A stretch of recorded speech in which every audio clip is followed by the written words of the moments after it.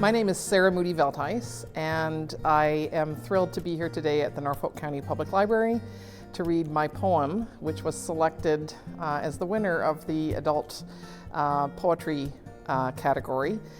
It is entitled "There Is No Milk Today," and I wrote it on April 13th of this year, 2020, after my husband and daughter came back from the convenience store without milk in hand, which they had gone to get. "There is no milk today," he said. "No cream or whipped cream too. It won't be until Friday," mused the clerk, who seemed quite blue. At first it was the toilet rolls and paper towel stock that people in a greedy state took home in hoarding lots. A jug of orange juice costs so much, $8 just for one. Will all our groceries rise in price? Will corporations pay a slice, or just make living not so nice while they have all the fun? But no, this does not have to be the way from now on in. Don't call this the new normal. Let's just take it on the chin. It's summed up in the news I read, which said, "This time's a gift." That is to say, if people can slow down and make the shift to love our earth, the things that grow, all humans young and old, give up our stuff, embrace the good that Mother Nature sowed. We have one life, one planet Earth on which to live and thrive. We must not squander it away. We must live more than for each day. It's just too big a price to pay. For this, we all must strive. But now we're in this dreamlike state, much like a horror show. We're stuck inside, we can't go out, four walls, stale air, no dough. "It won't be until Friday," waxed the clerk, as if to say, "Is lack of milk the next step towards the thing known as doomsday?" "There is no milk today," he said, "no cream, nor creamer too. I leave the store and dream of how much better we must do."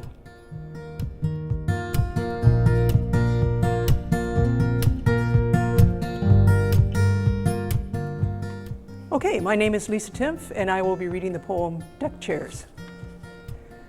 Flash of red in the deciduous woods northwest of my house. A cardinal squabbles with some unseen rival, neither one knowing the argument they're having is the equivalent of unwitting passengers rearranging deck chairs on a doomed ship.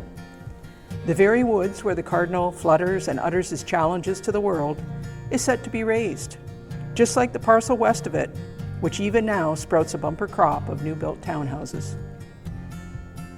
I think of all the special trees I've known, a massive beech on our forested property up north, its trunk wrinkly and gray as an elephant's leg, a towering sugar maple, its buttercup yellow leaves brilliant against the cloudless autumn sky, a redbud in the backyard that provided shade for my mother and I as we read on summer afternoons, a front yard fruit tree in whose broad branches I whiled away many childhood hours, munching on reindeer cherries and watching the comings and goings of busy black ants.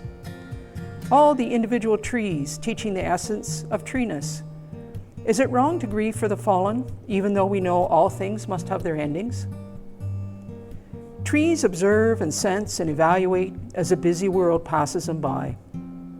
What could they tell us of the wonders of starlit nights, the cool of the morning dew, the squeaking of young squirrels in their untidy nests of twigs and leaves, the wariness of does treading lightly past in the night with their spotted fawns? Trees fashion their own poetry line by line, in the rustle of leaves in the summer breeze, whispering truths you can almost glimpse if you tilt your head and narrow your eyes, if you listen with your heart and soul. Trees are patient, some taking decades to reach maturity. They are nurturing, providing food and shelter for birds and beasts. They are resourceful, converting the sun's power to food in the tiny factories in their leaves. They are, like Silverstein's tree, giving and giving and giving again. But if they have a flaw, it is this: they do not speak our language. And so they cannot protest when the bulldozer comes to the vacant acreage directly behind my property, clearing the land for yet another future subdivision, steel blade sending saplings tumbling. A week has passed since winter solstice.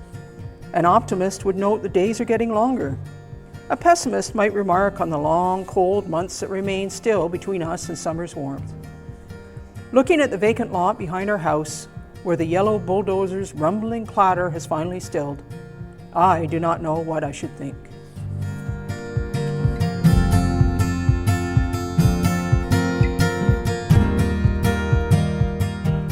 My name is Jean Mottachet, and my poem is called Cotton Moon. My mucklucks crunch on icy snow as darkness fills the sky. It's been a dull and cloudy day. No moon tonight, I sigh. And trotting out at end of leash, my dog looks back at me. He seems to say, "Why feel so glum? We're out, we're off, we're free." Inhale that crispy freshness and pick up the pace a bit. There's something to his canine smarts. He's right, I must admit. Then peeking up through naked trees, their branches black as ink, I spy a growing fuzzy ball. That's it, my missing link. There is a moon, and glory be, it's wrapped in fluffy cotton. The image is so soft and wan, it won't be soon forgotten. It's nestled up against a sky of deep, dark indigo. And as I watch, it brightens some, but not enough to glow. That pale moon's a sign to me, it's right there to be seen. How nature plays out beautifully in space, our first big screen. I lift my head and take a breath. I've got just what I need. A canine friend, a winter moon. I'll make it my new creed.